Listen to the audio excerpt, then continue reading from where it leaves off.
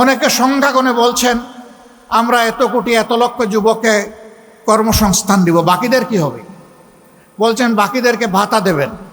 আমরা আমাদের যুবকরা কারো কাছ থেকে বেকার ভাতা গ্রহণ করুক তা দেখতেও চাই না, শুনতেও চাই না। প্রতিটি যুবকের হাতকে দেশ গড়ার কারিগরের হাতে পরিণত করতে চাই। প্রত্যেকটি হাতে কাজ তুলে দিতে চাই, বেকার ভাতা নয়। বেকার ভাতার পরিবর্তে এরাই দেশে সকল ক্ষেত্রে বিপ্লব সাধন করবে, সেই বিপ্লবের বাণী তাদের মুখে পৌঁছে দিতে চাই, শক্তি তাদের বুকে তুলে দিতে চাই, আর তাদের হাতে কাজ তুলে দিতে চাই। সম্মানিত বন্ধুগণ, তোমরা তৈরি হও, ইনশাআল্লাহ তোমরা পারবা। আমরা তোমাদের সাথে আছি। আমি বরাবর বলি, চুল দাড়ি সাদা দেখে ভুল বুঝবা না, তোমাদের চাইতে আমরা কম যুবক না। আমার সাথে তোমাদের অনেক সহকর্মী কাজ করতে গিয়ে মাঝে মাঝে তাদের বিশ্রাম নেওয়া লাগে। আমি বলি, ছোট্ট এই জীবনে বিশ্রাম নেওয়ার অবকাশ কোথায়? বিশ্রাম আল্লাহ তাআলা আমাদের কিসমতে কপালে রাখলে ইনশাআল্লাহ পরম প্রশান্তিতে নেব। কিন্তু এটি এই দুনিয়া নয়, এই দুনিয়া বুকের নয়, এই দুনিয়া ত্যাগের ইনশাআল্লাহ। বাংলাদেশ জামাতে ইসলামী, ইসলামী সংগঠন সমূহ এবং দেশপ্রেমিক অন্যান্য সংগঠনকে সাথে নিয়ে সেই ইনসাফের ত্যাগের বাংলাদেশ করতে চায়। যারাই আমাদের সাথে আসবেন তাদের প্রতি আমাদের বার্তা স্পষ্ট। নাম্বার 1, আপনি দুর্নীতি করতে পারবেন না, আর কোনো দুর্নীতিবাজকে আপনি প্রশ্রয় দেবেন না। নাম্বার 2, সমাজের সকল ক্ষেত্রে সকলের জন্য সমান বিচার নিশ্চিত করা হবে। কোনো রাজনীতিবিদ বিচারের দিকে তাকাতে পারবেন না, হস্তক্ষেপ করতে পারবেন না।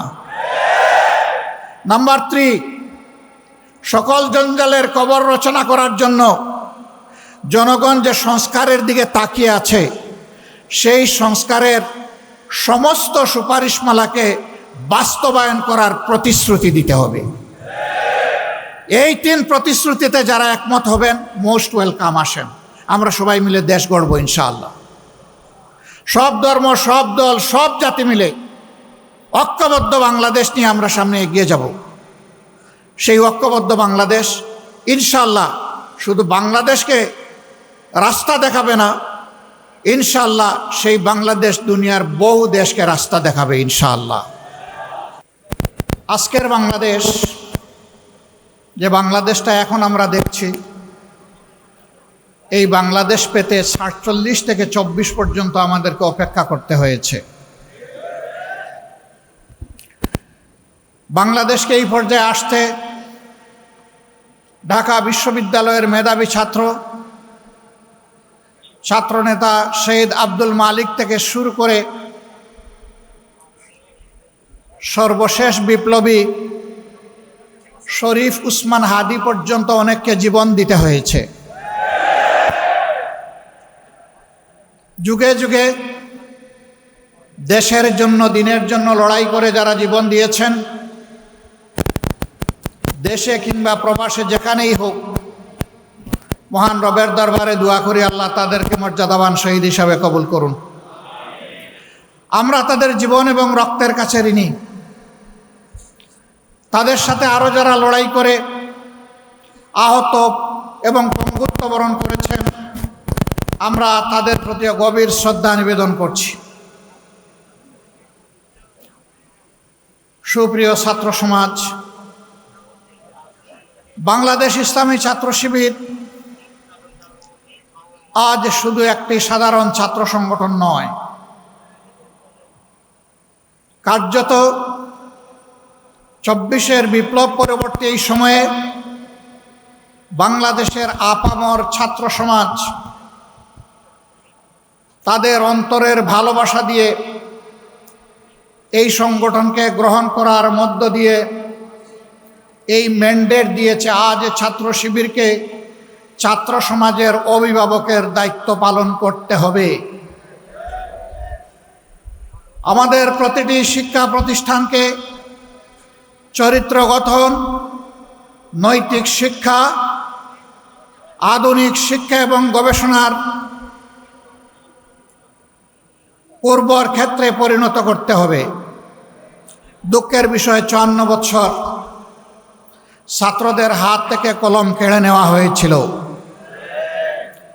কোমলমতি ছাত্রদেরকে বিভ্রান্ত করে তাদের হাতে অস্ত্র তুলে দেওয়া হয়েছিল। শিক্ষা প্রতিষ্ঠানগুলো মিনি ক্যান্টনমেন্টে পরিণত হয়েছিল। আমাদের মেয়েদের ইজ্জতের কোনো গ্যারান্টি ছিল না, ছাত্রদের জীবনের কোনো গ্যারান্টি ছিল না, তাদের ক্যারিয়ারের কোনো গ্যারান্টি ছিল না। তাদেরকে এই সমস্ত শিক্ষা প্রতিষ্ঠানে পাঠিয়ে মা বাবা সবসময় উদ্বেগ উৎকণ্ঠায় থাকতেন। সেই কালো অধ্যায় আজকে বিদায় নিতে শুরু করেছে, কিন্তু কালো ছায়া এখনো জাতির উপর থেকে যায়নি। এই কালো ছায়াকে খতম করা পর্যন্ত আমাদের লড়াই, ছাত্র শিবিরের লড়াই অব্যাহত রাখতে হবে। আর যাতে শিক্ষা প্রতিষ্ঠানে কলমের বদলে অস্ত্র হাতে না উঠে, মাদকের বোতল হাতে না উঠে, মেয়েদের নিয়ে কোনো ধরনের বাড়াবাড়ি করা না হয়।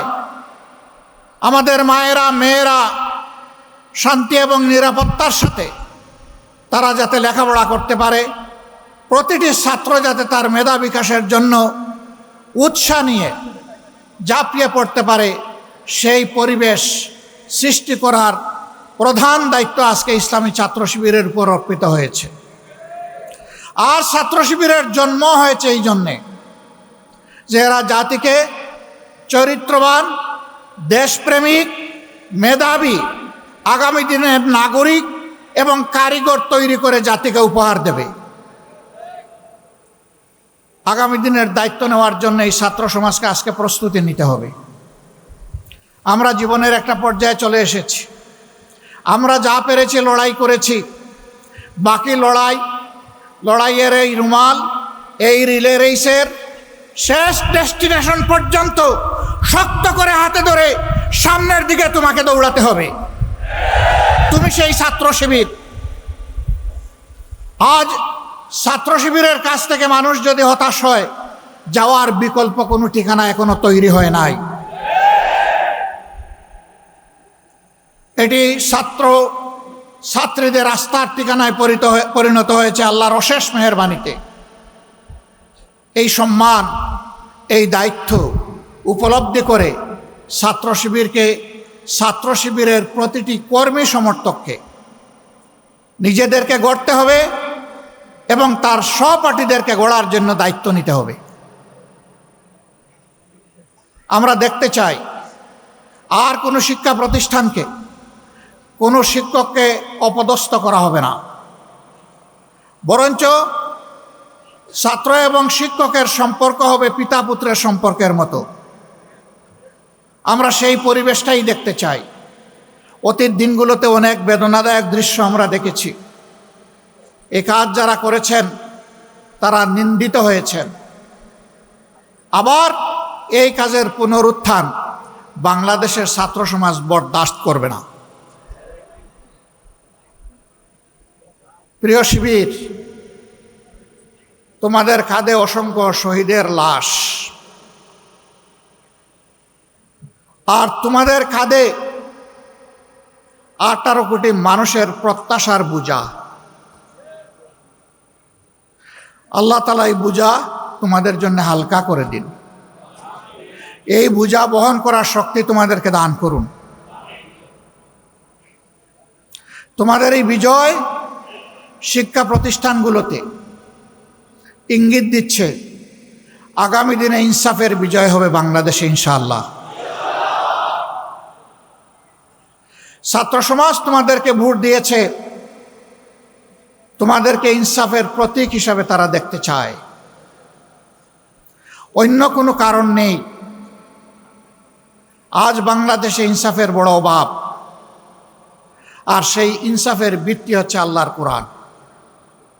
নবী মুহাম্মদুর রাসূলুল্লাহ সাল্লাল্লাহু আলাইহি সাল্লামের সুন্নাহ, কোরআন সুন্নাহকে বাদ দিয়ে দুনিয়ায় কোথাও ইনসাফ কোনো কালে কায়েম হয়নি, হওয়ার কোনো সম্ভাবনা নেই। এই ব্যাপারে আমরা খুবই ডেসপারেট। আল্লাহ তাআলার দেওয়া বিধান অনুযায়ী মানুষের জীবনে শৃঙ্খলা সমৃদ্ধি আমরা ফিরিয়ে আনতে প্রতিশ্রুতিবদ্ধ। আমরা একটি দুর্নীতিমুক্ত, বৈষম্যমুক্ত, ইনসাফ ভিত্তিক মানবিক বাংলাদেশ গড়তে চাই। এমন একটি শিক্ষা ব্যবস্থা তোমাদের জন্য আয়োজন করতে চাই, যেই শিক্ষা ব্যবস্থা তোমাদেরকে মানুষের মতো মানুষ হতে সাহায্য করবে, যেই শিক্ষা ব্যবস্থা তোমাদেরকে শিক্ষার চরম উৎকর্ষে পৌঁছে দেবে এবং এই শিক্ষা নিয়ে, উন্নত চরিত্র নিয়ে, দক্ষ কারিগর হয়ে তোমরা সমাজ গঠনে আত্মনিয়োগ করবে। আর একজন যুবক যুবতীও বেকার থাকবে না। সেই দিনটির অপেক্ষায় আমরা লড়ে যাব। আমরা আমাদের জায়গা থেকে সর্বোচ্চটা দিয়ে যাব। আল্লাহ রাব্বুল আলামিন আমাদেরকে সাহায্য করুন, আল্লাহ রাব্বুল আলামিন আমাদেরকে রহম করুন এবং আল্লাহ রাব্বুল আলামিন তার নিজের জন্য খালেসভাবে আমাদেরকে কবুল করুন। আজকের এই সম্মেলনে আমাকে এখানে কথা বলার সুযোগ করে দেওয়ার জন্যে আরেকবার ইসলামী ছাত্র শিবিরকে অন্তরের অন্তঃস্থল থেকে ধন্যবাদ, গভীর কৃতজ্ঞতা জানিয়ে আমার বক্তব্য এখানেই শেষ করছি। আল্লাহ হাফিজ। বাংলাদেশ জিন্দাবাদ। বাংলাদেশ ইসলামী ছাত্র শিবির জিন্দাবাদ। আসসালামু আলাইকুম ওয়া রাহমাতুল্লাহ।